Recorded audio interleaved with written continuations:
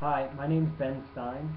I have a Bachelor of Science in Education in Spanish from Millersville University, and I have a Master of Education in English and another Master of Education in Language and Literacy Education with an ESL concentration. And both of those master's degrees are from Millersville as well.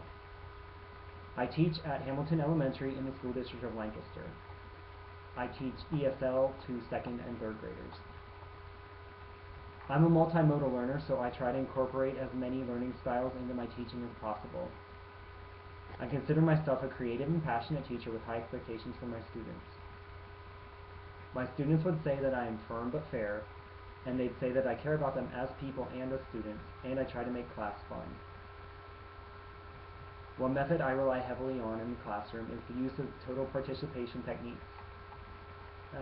Total participation techniques are great for ELLs because even if they lack the confidence or the ability to speak and write well in English, they can still demonstrate their understanding through the use of manipulatives, doing gestures, or any number of other TPTs. I expect my students to enter the room as learners, and by that I mean I expect them to enter ready to learn. I expect them to participate and achieve learning goals that are appropriate to their language levels and to their academic levels.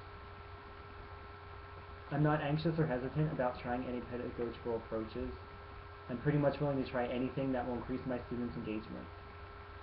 The only thing that limits me in trying certain strategies is that I share a room with another teacher, and my students and I have to be aware of what may distract her students.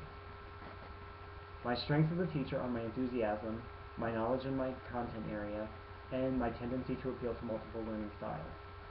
One of my weaknesses is my reluctance to release responsibility to my students.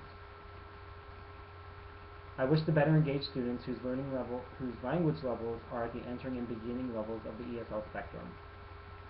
And I would also like to engage my higher ELLs who think they have mastered a skill, but when in reality they need to practice some more. In order to engage my students, I use TPTs, songs, chants, manipulatives, and games.